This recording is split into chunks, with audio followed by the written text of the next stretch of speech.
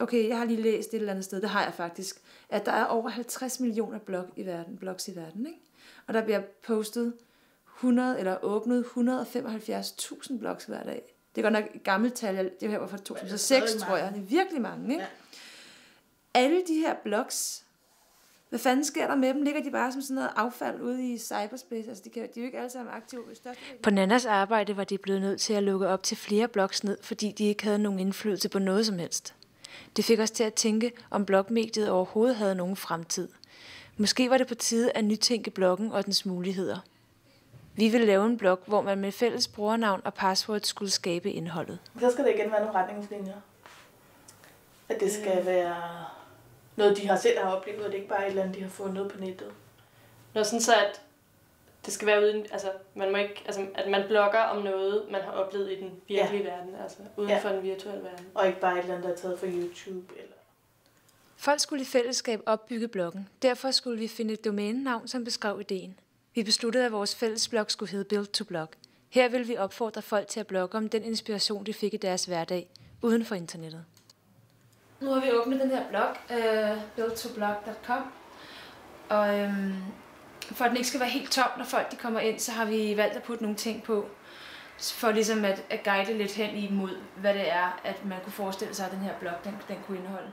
Vi begyndte at hænge klistermærker op, hvor vi kom forbi. Vores forskellige markedsføringsmetoder førte til mange diskussioner i gruppen.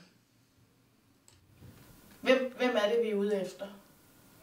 Jamen altså, det er jo nok. Jeg forestiller mig, at vi får nok ikke nogen ind, som ikke er i sådan en blogmålgruppe generelt, og det er jo nok været 18-35 eller sådan noget. Hvad med vi laver sådan noget som guerilla-marketing, hvor vi bare poster sindssygt mange klistermærker, plakater, laver forskellige gimmicks. Ja. Når du siger klistermærker, hvad tænker du så? Jamen, så tænker jeg, altså vi laver nogle catchy klistermærker, og så smækker vi dem op på lygtepæle og på postkasser. Og på postkasser? Ja, eller det ved jeg ikke. Altså sådan, hvor der normalt bliver hængt klistermærker op.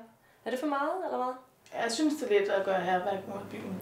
Vi har lige sat klistermærker og plakater op herude på Østerbro. Og nede ved Nordhavn Station, der satte vi op på en reklamesøjle. Og der satte jeg det sådan ret bevidst, der hvor det ikke overlappede et eller andet, så der ikke var nogen telefonnummer, der gik tabt, eller vigtige informationer for en koncert eller et eller andet. Det synes jeg ikke rigtigt, man kan være bekendt. Folk betaler penge for at få lavet plakater og få sat op og sådan noget, så jeg synes ikke rigtigt, man kan være bekendt og næse på deres og bare klistre det til med et eller andet.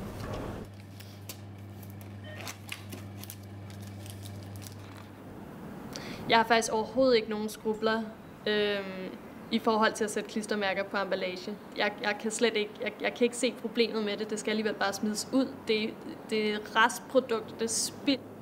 Jeg har ikke noget imod at sætte klistermærker op på lygtepæle eller over andres plakater eller generelt steder, hvor jeg synes byen er grim og egentlig bare godt kunne bruge noget pynt.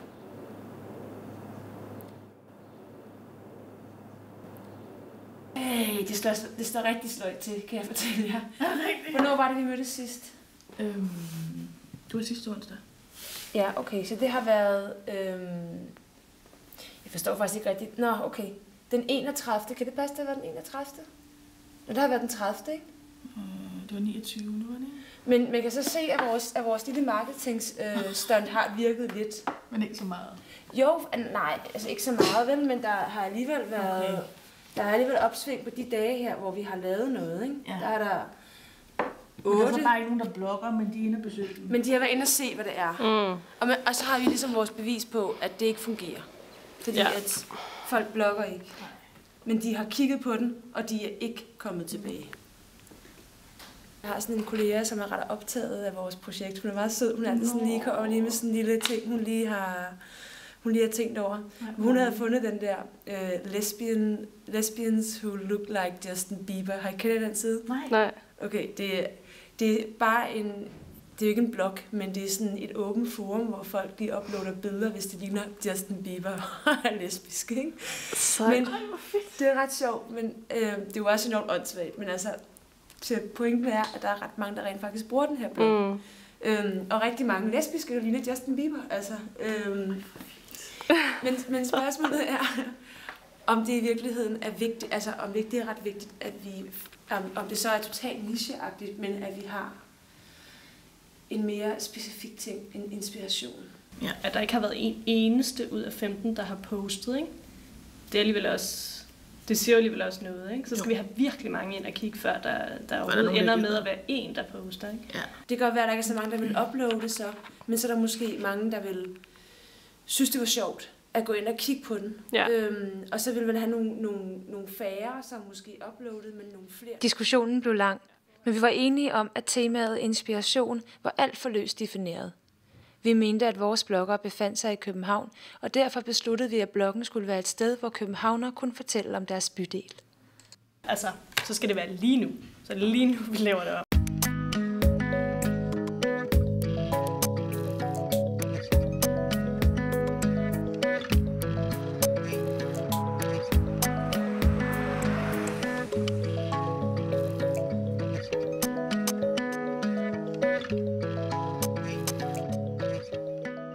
Det første, vi gjorde ud af alle de nye ting, vi gjorde, det var, at vi lavede en lille film, som skulle ligge på bloggen, som skulle være en introduktion til, hvad bloggen skulle bruges til, altså vores københavner-koncept, og ligesom prøve at opfordre folk til at lave blogindlæg om deres by.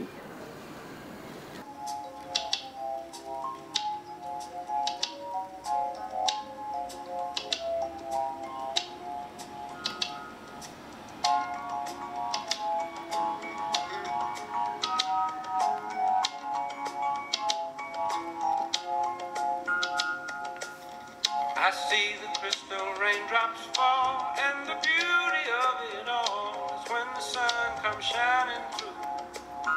Just the two of us, we can make it if we try. Just the two of us, Just the two of us. just the two of us, Reklamer. building castles in the sky. Just the two of us, you and I. We look for love, no time for tears. Wasted water's all that is, and it don't make no flowers grow.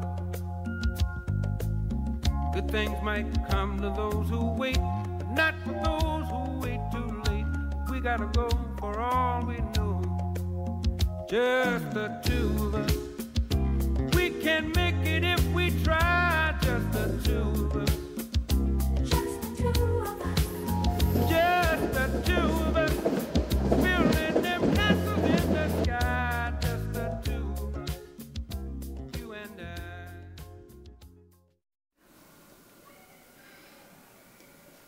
Det er bare virkelig underligt, der sker jo ingenting. Altså, og vi har endda været ude og hænge ting op, og jeg synes bare, det er virkelig underligt, der sker intet. Altså prøv at se her, vi kan også gå ind og se på, hvad der er sket over hele perioden, ikke? Vi har jo, altså fra den 1. april til i dag, den 29. Det er næsten en måned, har vi på intet tidspunkt haft mere end 15 besøgende. Og derefter går den... Det var helt ubegribeligt for os, hvorfor der ikke var nogen, der brugte vores blog. Derfor opsøgte vi professor Claus Brun Jensen for at spørge ham til råds. Vi spurgte ham, om han havde en idé til, hvordan man kunne nytænke blogmediet. Det bliver ikke helt, hvad du... Jamen, om man tænker måske sådan kunne gøre det lidt mere netværksorienteret, eller om du havde en anden idé til måske at sådan gøre ting i bloggen på en ny måde. Altså, en måde, som man har knyttet blogs sammen på, er jo igennem såkaldte filterblogs, hvor man samler en hel masse forskellige stemmer fra forskellige kilder, og så integrerer dem med hinanden, altså på typisk i nyhedssammenhæng. Og noget lignende kunne man jo sagtens forestille sig, at man gjorde, altså at studerende knyttede deres blogs sammen, eller et bestemt fagområde, eller en bestemt interessegruppe, et bestemt hobby, knyttede deres blog sammen på en stærkere måde, end man ellers har gjort. Hvor det typisk vil være, at man har et website, og så blogger der også en eller anden, som kan det der, eller som har en interesse i det. Så det med at skabe små netværk i det store netværk, kunne være en strategi for at få mere opmærksomhed og få mere sammenhæng. Claus havde fat i den lange ende. Han vidste godt, hvad blogging gik ud på. Nu var det på tide at vise ham Build to Blog. Mit umiddelbare indtryk er, at den kalder sig Build to Blog, og så handler den om København. Så hvad sammenhængen er imellem titlen på bloggen og det, der står skrevet om, kan være lidt svært at se. Medmindre det er noget med, at man konstruerer et eller andet, eller bygger et eller andet. Altså, normalt så skal der være en eller anden form for motivation til at engagere sig i det. Altså folk, de blogger, fordi de normalt har et eller andet på hjerte. At de vil gerne sige noget. Altså man kommunikerer altid med et formål. Og hvis man får præsenteret noget om, at andre kommunikerer, så vil man være interesseret i at vide, jamen, hvad vil de så gerne kommunikere til mig? Altså hvad vil de mig? Og det placerer sig måske lidt midt imellem her. Hvis du vil bygge med, find dit password på build2blog. Jamen bygge med på hvad? Altså, så det er ikke så meget bloggen som sådan, der er interessant. Det er næsten aldrig mediet i sig selv, der er interessant. Det er det, der bruges til. Det, der kommunikeres gennem mediet.